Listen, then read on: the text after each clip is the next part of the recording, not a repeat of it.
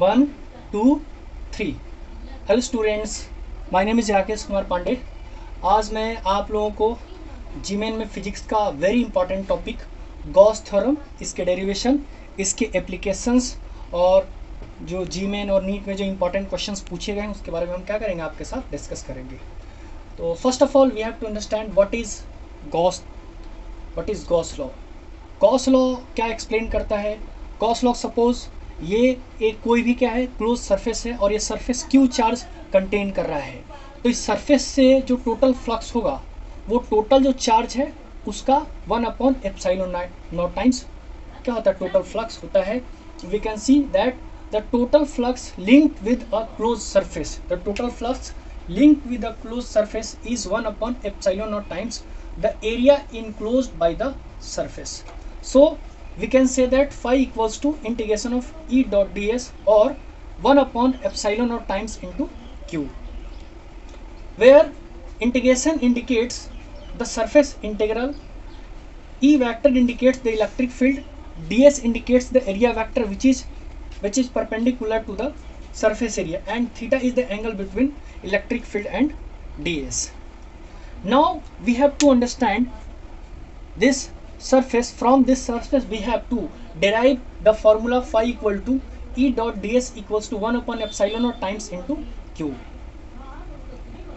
Now this is a Gaussian surface. Gaussian surface may be any types of regular or irregular surfaces. This is an irregular surface.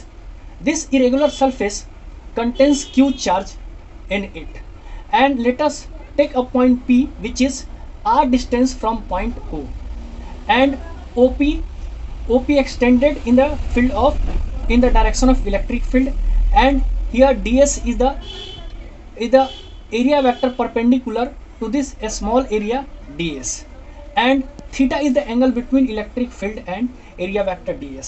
Now we have to derive the Gauss formula from this given diagram.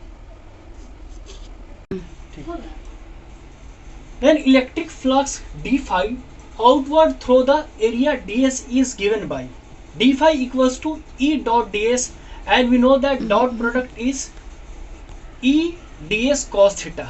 This is our equation first, and we know that from Coulomb's law electric field at a point P is given as E vector equals to 1/4πε0 q upon r square into r vector r cap, and we know that r cap equals to r vector upon r, therefore 1/4πε0 q r vector upon r cube.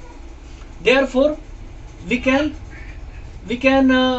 can see from equation first we have to put the value of E vector in equation first. Therefore d phi equal to 1/4πε0 q into r dot ds vector upon r cube.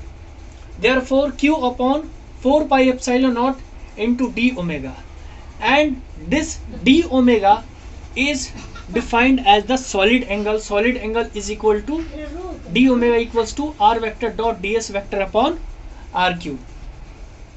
Therefore we have to integrate the value of d phi all over the surface. Therefore phi equals to q upon 4πε0 integration of d omega, and we know that the value of d omega for a complete surface is equals to 4 pi. Therefore q upon 4πε0 into 4 pi, we have to cancel 4 pi from 4 pi. Therefore q upon ε0. Therefore we get the final result phi equals to q upon ε0. This is the complete derivation of Gauss theorem. 10. Now let us take an example of numerical question related to Gauss theorem. This is a surface on which there are different types of charges surrounded over it. This is a minus 5 microcoulomb charge, minus 4 microcoulomb charge, minus 1.0 microcoulomb charge, plus 6.0 microcoulomb charge, plus 4.0 microcoulomb charge.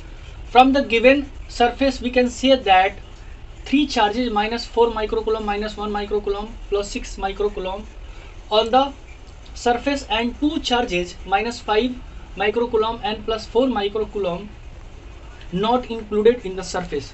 So the total flux over the surface, that is phi equals to -4 plus 6 minus 1 into 10 to the power -6. I have not included the charge -5 microcoulomb and plus 4 microcoulomb because these two charges is not on the surface, and we have taken micro we have to convert it micro into in terms of 10 to the power -6. So -4 plus 6 minus 1 into 10 to the power -6 upon epsilon naught. Therefore 1 into 10 to the power -6 upon the value of epsilon naught is 8.85 and 10 to the power -12. So after calculation we get the value of flux over the surface is phi equals to 1.1 into 10 to the power -5 Newton meter square per coulomb. Now we have to discuss about the applications of Gauss law. The first application of Gauss law to calculate electric field by infinite wire. Electric field due to a infinite wire. Suppose that this is a wire having very large length, and we have to calculate the electric field produced by this infinite wire. So for calculating the electric field by this infinite wire, we have to create a imaginary Gaussian surface over it, and this the image of this cylindrical surface represents the Gaussian surface over the infinite wire. So electric flux through the curve is E into 2 pi RL, because we have to find the electric flux first of all. Then electric flux is E into 2 pi RL, and 2 pi RL the total curved surface area of this Gaussian surface. Now we know that from the Gauss law phi equals to Q upon epsilon naught, and we can write Q equal to lambda L. Here lambda is linear charge density and L is total length, so Q equal to lambda L. Therefore E into 2 pi RL equals to lambda L upon epsilon naught, and by calculation we get E equals to lambda upon 2 pi epsilon naught R. We have to now study about the electric field due to infinite plane sheet. From the given diagram we can see that this is a infinite plane sheet, and we have drawn a virtual Gaussian surface as like a cylinder, and we have to calculate total electric flux by this infinite plane sheet using the application of Gauss theorem. So we can see that this Gaussian surface like cylindrical has two types of surfaces. First one is two circular surfaces, and second one is its curved surfaces. So we have to calculate total electric field with the help of this diagram.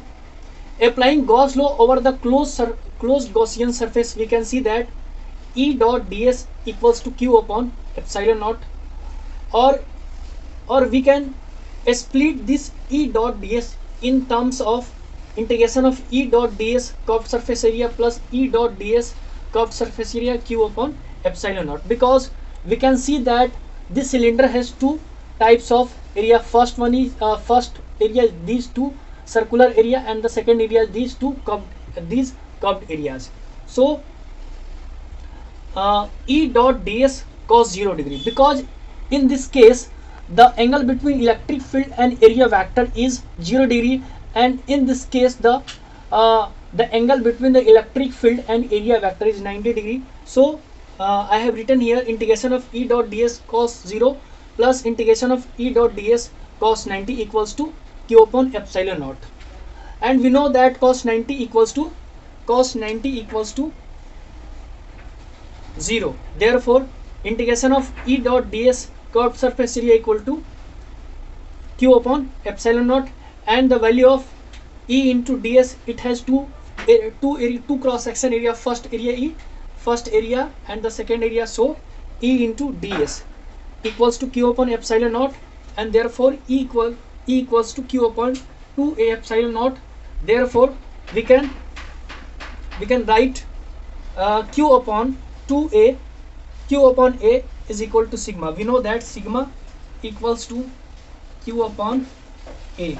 Therefore E equals to Q upon sigma upon 2 epsilon naught. This is the derivation of electric field due to infinite. To study about the electric field due to thin spherical cell, it has two cases.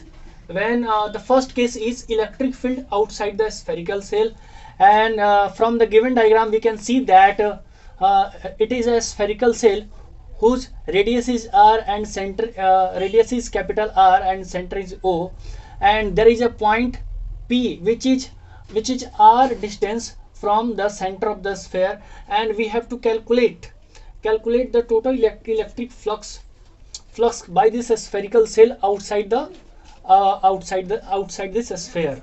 So we know that from Gauss law phi equals to Q upon epsilon naught, and the enclosed charge inside the Gaussian surface Q is Q into 4 pi r square, because we know that the total charge over this spherical cell is Q into Q, that is surface charge density, into total surface area of this sphere. So the total surface area of this sphere is 4 pi capital R square.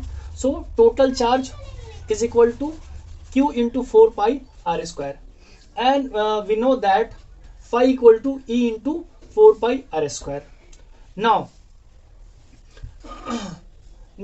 we can compare E equal to 4 pi R square equals to sigma upon epsilon naught into 4 pi R square, because we know that we have to calculate the total flux over the imaginary Gaussian surface that is having radius small r. So here phi equal to E into 4 pi R square, and this value is compared with the flux by this spherical cell. So E into 4 pi R square equals to sigma upon epsilon naught into 4 pi R square, and E equal to, we can cancel 4 pi and 4 pi. Therefore we can see that E equals to sigma upon sigma R square upon epsilon naught R square. Now we have to put the value of sigma, that is surface charge density, Q upon 4 pi R square. We put the value Q upon 4 pi capital R square into R square. We have cancelled R square. Now we get Q upon 4 pi epsilon naught R square. Therefore we can say that 1 upon 4 pi epsilon naught equals to K. Therefore K into Q upon R square. Therefore E equals to K Q upon R square. This is the derivation